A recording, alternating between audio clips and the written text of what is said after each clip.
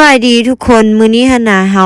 ได้ลาพักเวียกครึ่งมื้อเพราะว่าออกมาธนาคารเนาะมาเฮ็ดธุรกรรมต่างๆหลังจากเฮ็ดธุรกรรมต่างๆแล้วเนาะเฮาก็เลยว่าสวนผัวมายูนิโคลมาเบิ่งเครื่องให้สาวเอมมาลินหลังจากจ่ายเงินนี่หยังแล้วเฮาก็สิพากันออกไปหาสาวน้อยเอมมาลินไปเบิ่งกันเลยว่านางสิเฮ็ดจังได๋ตอนนี้เห็นแม่没有，这个下午才去买的啊，因为那个旧的外套太小了啦。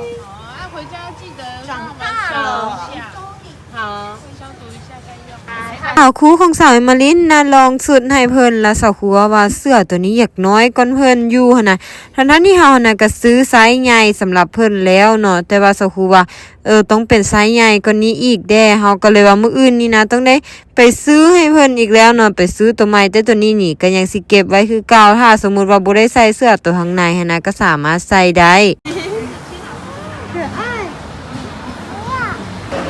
หลังจากเขารับสาวเอมมาลินมาแล้วก็พากันออกไปซื้อเฟอเนาะทุกคนเบิ่งสภาพสีหน้าเพิ่นนำบ่ค่อยดีเลยมื้อนี้สาวเอมมาลินสีหน้าเป็นตุนๆแนวใดดุ